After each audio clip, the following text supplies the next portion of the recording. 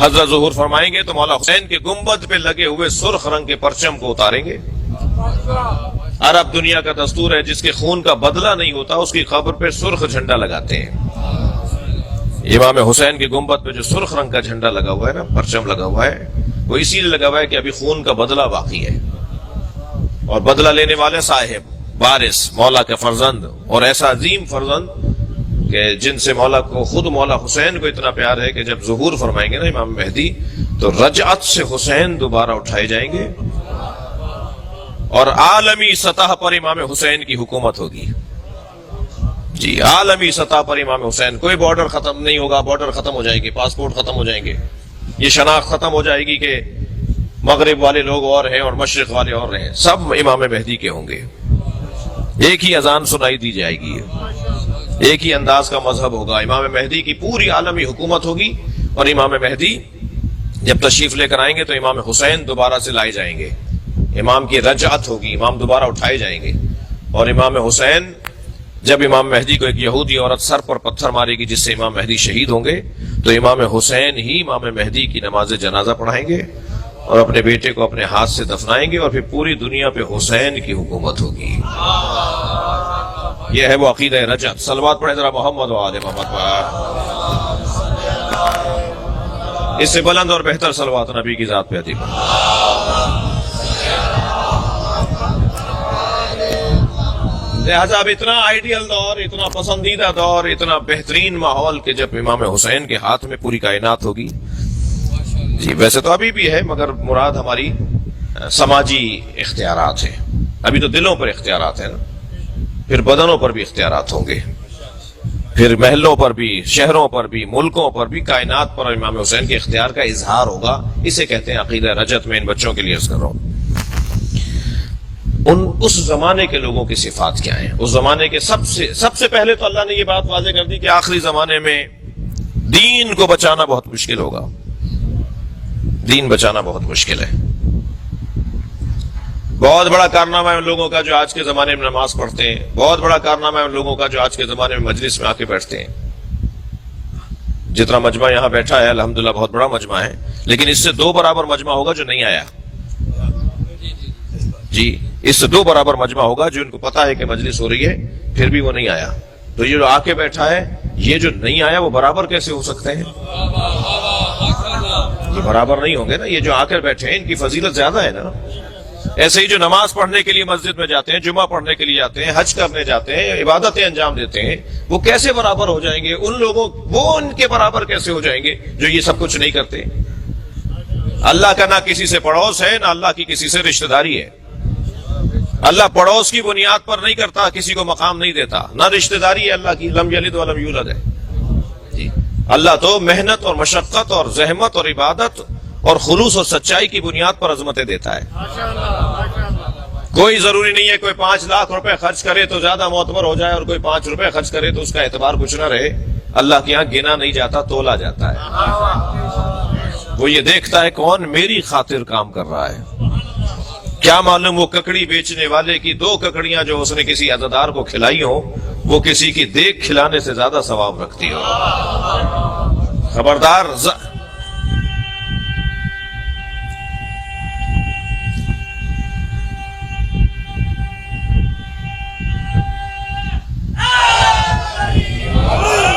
مجھے ظاہر کی بنیاد پر فیصلے نہیں کر رہے، ظاہر کو دیکھ کر۔ خبردار ظاہر پر فیصلہ نہیں ہوگا، باطن پر اور خلوص نیت پر فیصلہ ہوگا۔ اور جو میرے ہاتھ میں نہیں ہے کہ میں کسی کا فیصلہ کروں، کیا معلوم وہ سچا ہو اور میں سوچا ہوا ہوں کہ سچا نہیں ہے۔ ویسے بھی جس جگہ ہم بیٹھے ہیں نا، تھکے ہوئے تو نہیں آپ؟ جس جگہ ہم بیٹھے ہوئے نا، یہ جگہ اینک بدلنے کی جگہ ہے۔ یہاں بیٹھنے والوں کی دید تبدیل کروائی جاتی ہے، اینک تبدیل کروائی جاتی ہے۔ یہاں بیٹھنے والا وہ دیکھتا ہے جو حقیقت ہو۔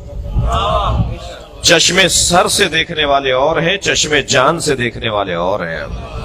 یہ فرش آزاد چشمے جان اور آنکھوں کو کھولتی ہے جو دل کی آنکھیں ہیں۔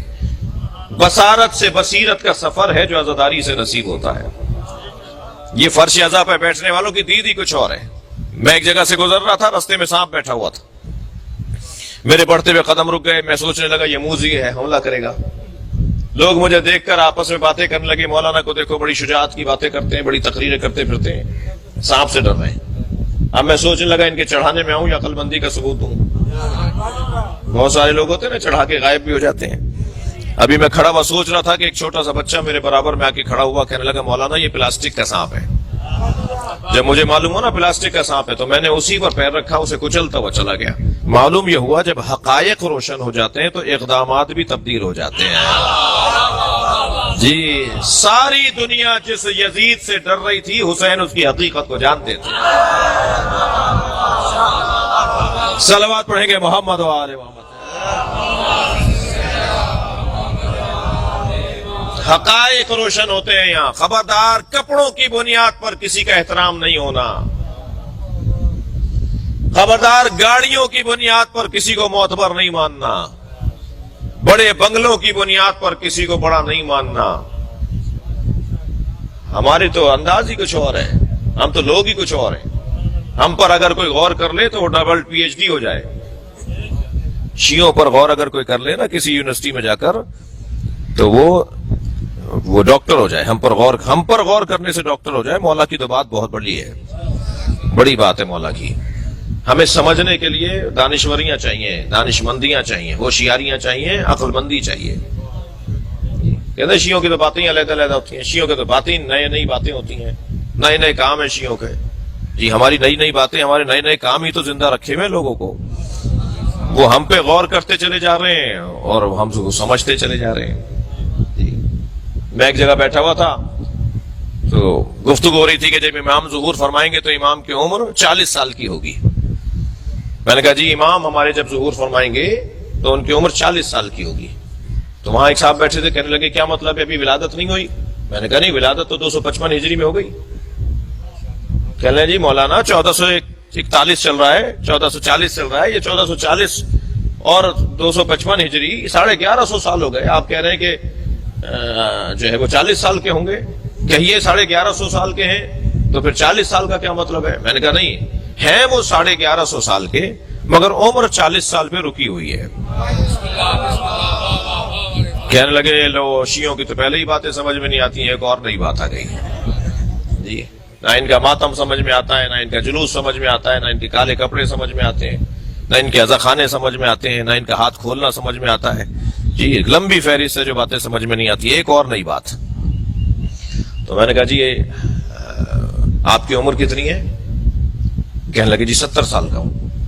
میں نے کہا کبھی چہرے کو جا کے آئینے میں دیکھیے، اللہ نے 70 سال پہلے جب آپ کو ماں کے شکم سے دنیا میں بھیجا تھا تو سر کے بال دے کر بھی بھیجا تھا اور بھووں کے اور پلکوں کے بال بھی اللہ نے ماں کے شکم سے بنا کر بھیجے تھے۔ 70 سالوں میں اگر آپ نے سر کے بال نہ کاٹے ہوتے تو اب تک ایڑیوں تک آ گئے ہوتے، مگر 70 سالوں میں کبھی آپ نے بھووں کو نہیں کاٹا اور پلکوں کو نہیں کاٹا۔ ایک کی عمر بڑھ کر بتا رہی اللہ بڑھاتا ہے، ایک کی عمر رک کر بتا رہی اللہ روکتا ہے۔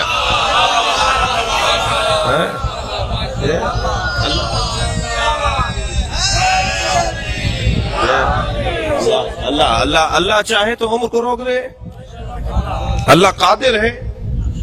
وہ ہمارے امام کو 40 سال کی عمر پر ٹھہرائے ہوئے ہے، جب ظاہر ہوں گے تو 40 سال کی عمر کے ہوں گے، یعنی 40 سال کا جو کیفیت ہوتی ہے وہ ہوگا۔ تو عزیزان گرامی، ہم تو جو یہاں بیٹھنے والے کی میں بات کر رہا تھا کہ دید ہی کچھ اور ہے۔ یہاں بیٹھنے والے کی اینک بدلنی چاہیے۔ بھئی 2 گھنٹے تک اگر کوئی گلاب بیچنے والے کی دکان پہ بیٹھے تو 4 گھنٹے تک اس کے اندر سے گلاب کی خوشبو آتی ہے۔ جو 60 سال سے حسین کر رہا ہو اس میں حسین کی سیرت کی جھلک کیوں نہیں آئے گی؟ اس کے رویے بدلے ہوئے کیوں نہیں ہوں گے؟ اس کا انداز تبدیل کیسے نہیں ہوگا؟ وہ جب چل رہا ہوگا تو چال بتائے گی کہ حسینی جا رہا ہے، اس کا اقدام بتائے گا کہ حسینی ہے، اس کے طور طریقے بتائیں گے کہ یہ اہل بیت کا چاہنے والا ہے۔ اہل بیت کے چاہنے والوں کی طریقہ زندگی کچھ اور ہوتا ہے۔ کسی نے دیکھا نہیں تھا کہ بت ابراہیم نے توڑے، مگر سارا شہر کہہ رہا تھا ہو نہ ہو یہ ابراہیم کا کام ہے۔ حضرت ابراہیم نے بھی سارے بتوں کو توڑ کے تھوڑا توڑا انہیں، کسی کا ہاتھ توڑا، کسی کا پیر توڑا، کسی کی آنکھ پھوڑی، کسی کی ناک کاٹی، کسی کا کان کاٹا اور بڑے بت کے گلے میں کلہاڑی لٹکا دی۔ جب یہ لوگ آئے نا بت خانے کے اندر عبادت کرنے کے لیے تو انہوں نے دیکھا بتوں کا یہ حال ہے، اور ایک بڑا بت ہے جو صحیح ہے، اس کے گلے میں کلاڑی لٹکی ہوئی ہے. تو سب ایک دیکھ دیکھ کر کہنے لگے یہ ابراہیم نے کیا ہے. دیکھا نہیں تھا جی، انداز بتا رہا ہے کہ ابراہیم کا ہے. جی کمال تو یہ ہے نا کہ مومن وہ ہو کہ جو خود نظر بھی نہ آئے مگر کام بتائے کس کا ہے. جی کام بتائے کس کا ہے. عزیزان گرامی، مومن کی زندگی اس کا طریقہ کار بتاتا ہے کہ یہ کام اہل بیت کے چاہنے والوں کا ہے. تھکے ہوئے تو نہیں ہے. جنازہ پکار کے کہتا تھا مجھے علی نے مارا ہے. برابر کا مارتے تھے ہمارے مولا، سر پہ مارتے تھے تو دو دھڑ برابر کے، ایک گرام کا فرق بھی نہیں ہوتا تھا دونوں میں. افقی مارتے تھے تو برابر کے دھڑ گرتے تھے، ایک گرام اور تولہ ماشے کا فرق نہیں ہوتا تھا علی کے مارنے میں. جس علی کی ضربت میں عدالت ہو اس کے مزاج میں کتنی عدالت ہو. جی اگر آپ ہمارے لیٹسٹ ویڈیوز کے بارے میں جاننا چاہتے ہیں تو ہمارے چینل کو سبسکرائب کریں اور بیل آئیکن کو پریس کریں.